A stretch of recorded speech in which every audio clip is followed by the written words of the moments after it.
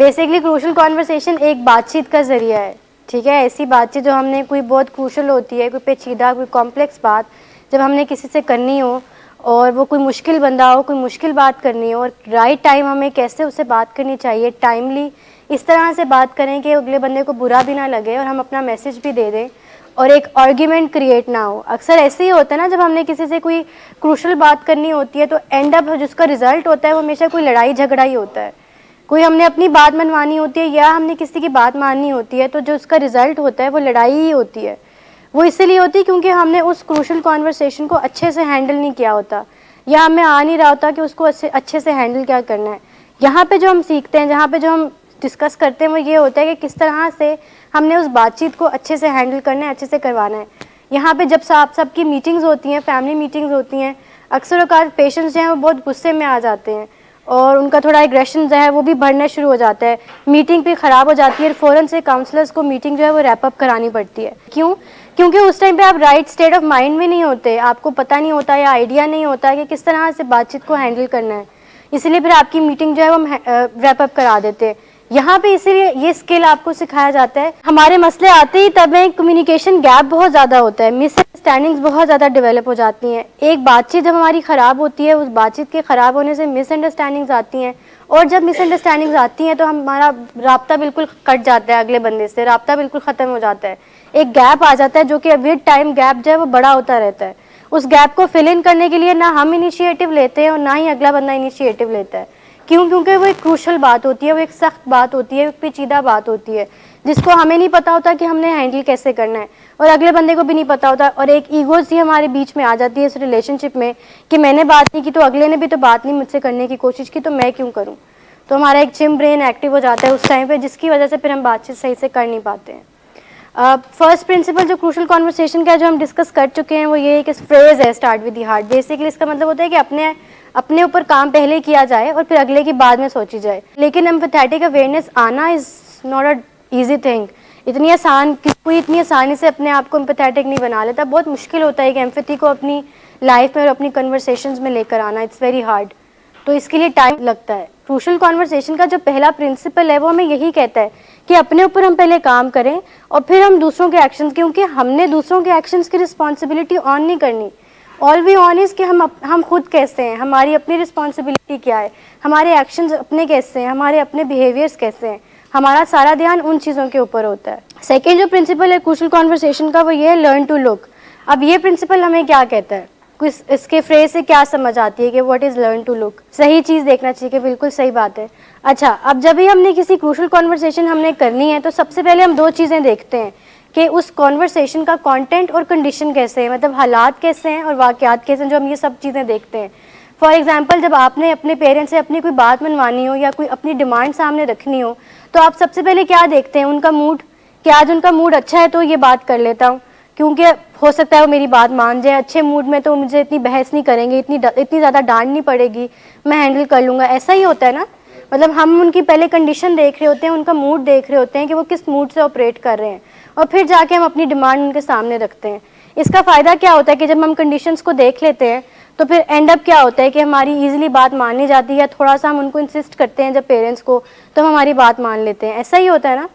तो learn to look का principle हमें ये कहता है कि learn to look the conditions and the content, कि उस टाइम पे कंडीशंस कैसी हैं। अगर क्रूशल कंडीशन है तो बात करना मुनासिब नहीं है इस टाइम पे, तो हमें ये चीज़ देखना, मतलब गौर करना चाहिए, इस चीज़ के ऊपर ध्यान देना चाहिए कि कंडीशन उस टाइम कैसी है। ऑल्सो कंटेंट कैसी है, कि हमारे साथ क्या हो रहा है और अगले के साथ क्या हो रहा है, what is happening to ourselves and what is happening to others, कि हमारे इमोशंस कैसे हैं। जब आपने किसी से क्रूशल कॉन्वर्सेशन करनी है तो ऑफकोर्स उसमें आपके इमोशंस भी इन्वॉल्व होते हैं, उसमें रिलेशनशिप भी एट स्टेक होता है और उसमें काफ़ी ज़्यादा इमोशनल वल्नरेबिलिटी बहुत ज़्यादा हुई होती है, तो आपके इमोशंस भी पीक के ऊपर होते हैं। ऐसा ही होता है। तो आप अपने ऊपर भी देखते हो कि क्या मैं इस अभी राइट कंडीशन में हूँ अगले से बात करने के लिए कि नहीं। फॉर एग्जांपल, आपको बहुत गुस्सा आया हुआ है और आप अगले से क्रूशल कॉन्वर्सेशन कर लेंगे तो उसका रिजल्ट क्या होगा, हाथापाई में जा सकती है बात। उसको हैंडल जो है वो बहुत पुअरली, बहुत बुरे तरीके से हैंडल कर रहे होंगे, तो ये यहाँ पे ये मसला आएगा।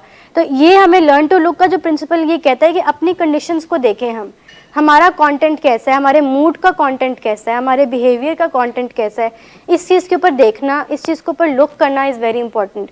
ये अगर हम इस चीज़ को आइडेंटिफाई कर लेते हैं ना कि अभी मुझे बहुत ज़्यादा गुस्सा आया हुआ है, अभी अगर मैं बात ना करूँ तो दैट वुड बी ग्रेट, ये एक अच्छी ऑप्शन है। लेकिन उस टाइम पे हमारे माइंड में क्या चल रहा होता है कि अभी बात करनी है, मैं उसको जितनी सुना सकता हूँ मैं उसको सुना दूँ, मेरे दिल से जो मलबा है वो मैं उतार के अगले बंदे पे गिरा दूँ, तो ये एक अच्छी ऑप्शन है मेरे पास। ऐसा ही है कंपल्सिव है, बिल्कुल कंपल्सिव बिहेवियर हो जाएगा ये, बहुत ज़्यादा चिम ब्रेन एक्टिव हो जाता है हमारा, उस टाइम पे चिम ब्रेन आ जाता है, हम और कुछ सोचने के काबिल ही नहीं रहते। जब हम सारा हमारी सोच इसी चीज़ के ऊपर होती है, कहीं ना कहीं बस हमने अपना सारा मलबा जो है वो अगले बंदे पे उतारना है और अपनी जिम्मेदारी जो है वो हमने ख़त्म करनी है, उसको इल्ज़ाम देना है कि उसकी वजह से ऐसा हुआ है। तो ये इस तरह से क्रूशल कॉन्वर्सेशन को हैंडल करने का तरीका बहुत ख़राब है। करना हमें ये चाहिए कि हम अपने हालातों वाक़यात को देखें, हम अपनी कंडीशंस को देखें और हम अगले बंदे की कंडीशन को भी देखें। जब हम अगले बंदे को देखते हैं कि वो अभी सैड मूड में है, एंग्री है, बहुत ज़्यादा डिप्रेस्ड है, इरेटेबल है, बहुत चिड़चिड़ा हुआ है, अभी उससे बात करने मुनासिब नहीं है, ऐसा ही होता है ना, हम देखते हैं पहले अगले बंदे से बात करने से पहले हम देखते हैं। इसी तरह से हमें जब हमने अगले बंदे से बात करनी हो तो हमें अपने कंडीशंस, अपने मूड को भी देखना चाहिए, अपने मूड को भी एक तरह से ओवरव्यू कर लेना चाहिए कि किस तरह से मेरा मूड है अभी, अगर मैं ऐसी बात करूँगा तो क्या मैं हैंडल कर पाऊँगा उसके अच्छे से। तो ये सारे क्वेश्चन जो होते हैं ना वो आप अपने आप से पूछ रहे होते हो, तो दैट आपको एक अच्छी डिस्कशन के ऊपर एक अच्छा रिजल्ट भी मिले। उसके बाद है learn to watch for safety problems. Safety problems क्या होती हैं? लास्ट टाइम हमने डिस्कस की थी दो चीज़ें कि यूजुअली जो हम कन्वर्सेशन कर रहे होते हैं ना, या तो वो साइलेंस की तरफ चले जाती हैं या वॉयलेंस की तरफ चले जाती हैं। अब ये दोनों जो चीज़ें हैं ना, ये यहाँ पे सेफ्टी ख़राब करती हैं। ये वॉयलेंस भी आपकी सेफ्टी को ख़त्म कर रही होती है, यानी कि सेफ्टी से मुराद उस बातचीत की सेफ इन्वायरमेंट को ख़त्म कर रही होती हैं, वॉयलेट कर रही होती हैं। इसी तरह से जो हम साइलेंस में चले जाते हैं, जिसमें बहुत ज़्यादा चुप हो जाना, बात ही ना कर पाना, ये समझना कि मेरे बात करने का फ़ायदा नहीं है, इतना कॉन्फिडेंस ना होना कि बात कर पाए, ये लगना कि मैं अगर बात करूँगा तो मैं शायद अगला बंदा बहुत गुस्से में आ सकता है, उसको बहुत बुरा लग सकता है, मसला और बढ़ सकता है, इस वजह से चुप हो जाना और बात ना करना, ये सब चीज़ें साइलेंस में आएंगी। इसको मतलब अंदर ही अंदर सड़ते रहना, साइलेंट फ्यूमिंग कहते हैं इसको, कि हमारा दिल तो कर रहा होता है कि हम अगले पे अपना गुस्सा निकालें या अगले से हम बात करें, लेकिन हम साइलेंटली फ्यूम करते रहते हैं, हमारे अंदर एक आग सी जलती रहती है और हम अगले से बात नहीं करते, सिर्फ इस वजह से कि अगर हमने उनसे बात कर ली तो मसला ख़राब ना हो जाए, कहीं रिलेशनशिप और ज़्यादा ख़राब ना हो जाए, चीज़ें और बैड एंड पे ना चले जाएं, इसलिए हम चुप हो जाते हैं और हम बात नहीं करते, बट अंदर अंदर हमें बहुत बुरा लग रहा होता है। ये भी एक स्टेट होती है जिससे आपकी जो सेफ्टी है वो ब्रेक होती है, वो ब्रीच होती है। इसके अलावा वॉयलेंस एक फॉर्म होती है। वॉयलेंस वो होती है जिसमें हम बहुत ज़्यादा लड़ाई झगड़ा, एग्रेशन की तरफ चले जाते हैं, या हम उनको टॉन्ट्स करना बहुत ज़्यादा, क्रिटिसाइज़ करना बहुत ज़्यादा, हर तरह की वो फॉर्म जिससे आप उसको जो है ना एक्सप्रेस कर दो, वर्बली एक्सप्रेस कर दो, वो वॉयलेंस में आएगा। गुस्सा बहुत ज़्यादा करना, बदतमीज़ी बहुत ज़्यादा करना, हाथ उठाना, फिजिकल वायलेंस की तरफ चले जाना, ये सारी वो फॉर्म्स हैं जो हम करते हैं। ऑब्वियसली साइलेंट फ्यूमिंग हो रही होती है ना, आप अंदर ही अंदर वो सारा चीज़ें जो है वो बैठ रही हैं और वो बाहर निकल नहीं पा रही हैं, एक्सप्रेस नहीं कर पा रहे हैं। देखिए, जब आप बातचीत कर ही नहीं रहे हैं अगले बंदे से, आप इस चीज़ से डर रहे हैं कि आप अगले से बातचीत करेंगे तो कोई मसला और ख़राब ना हो जाए, इससे रिलेशनशिप एट स्टेक आ रहा है ना, क्योंकि आप तो अपने दिल की बात उनसे एक्सप्रेस नहीं कर पा रहे हैं, आप क्रूशियल कॉन्वर्सेशन कर ही नहीं पा रहे हैं। हालांकि आपको करनी चाहिए, एक इम्पॉर्टेंट मैटर है, उसके ऊपर आपको डिस्कशन करनी चाहिए, बट आप कर नहीं पा रहे हैं, तो क्या इससे भी तो सेफ्टी ब्रीच होगी ना, या आप मतलब आपकी सेफ्टी एट स्टेक आ रही है ना, इससे भी कन्वर्सेशन की सेफ्टी की हम बात कर रहे हैं यहाँ पे, ऑल्सो लोगों की भी, एक दूसरे की सेफ्टी की भी, ये भी एक सेफ्टी प्रॉब्लम है। दैट मीन्स कि जो आपका कन्वर्सेशन को हैंडल करने का स्टाइल है ना, वो साइलेंस है। इस साइलेंस को हमने ब्रेक करना है, और ब्रेक करके जो हमने क्रूशियल कॉन्वर्सेशन करनी है, इसका आसान एक हल ये हो सकता है कि आप एक मोटिवेटिंग फैक्टर ढूंढें, कि कोई आप में कोई ऐसी मोटिवेशन हो बात करने की अगले से, कोई एक मोटिवेटिंग फैक्टर हो जो आपको मोटिवेट करे कि मैंने अगले से बात करनी है। अगर आप साइलेंटली बात ही नहीं करेंगे, चीज़ों का हल नहीं निकलेगा, ऐसा ही है, हल नहीं निकलेगा तो चीज़ें सॉल्व कैसे होंगी, किसी सोल्यूशन की तरफ ही नहीं जा रहे। इस तरह तो फिर आप सारी ज़िंदगी हम ऐसे ही बैठे रहेंगे, हमारी ग्रोथ जो है वो मिनिमाइज़ हो जाती है। आपको कम्युनिकेट करना आ रहा है अच्छे तरीके से, आप सही से कम्युनिकेट कर पा रहे हैं, अपनी बात का इजहार कर पा रहे हैं, अगले बंदे को इतनी स्पेस दे पा रहे हैं कि वो अपनी बात का इजहार कर पाए, तो इन सब चीज़ों से रिलेशनशिप और स्ट्रॉन्ग होता है। और जब रिलेशनशिप स्ट्रॉन्ग होता है तो ऑटोमेटिकली आपकी फिजिकल हेल्थ, आपकी साइकोलॉजिकल हेल्थ पे भी उसका इफेक्ट पड़ रहा होता है।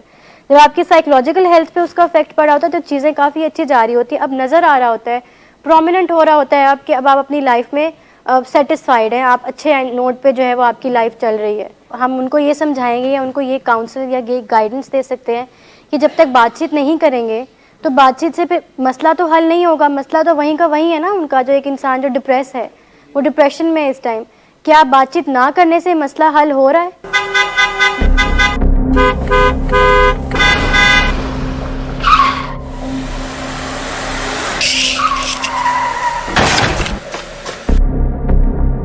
घटिया इंसान, इतनी देर से गेट क्यों खोला? सोए हुए थे तुम क्या?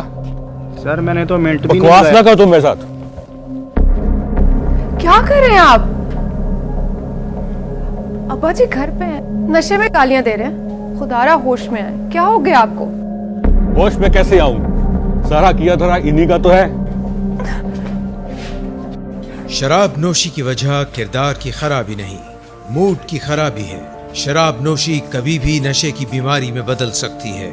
नशे की बीमारी हर स्टेज पर काबिले इलाज है। मदद हासिल कीजिए, क्योंकि वो ऐसा नहीं करेगा। विलिंग वेज से मदद हासिल कीजिए, कहीं से भी मदद हासिल कीजिए, लेकिन फौरी मदद हासिल कीजिए। जिस मुआवजे के इंतजार में आपने बहुत देर कर दी, अब वो दस्तक दे रहा है। मदद हासिल कीजिए, मदद हासिल कीजिए, मदद हासिल कीजिए।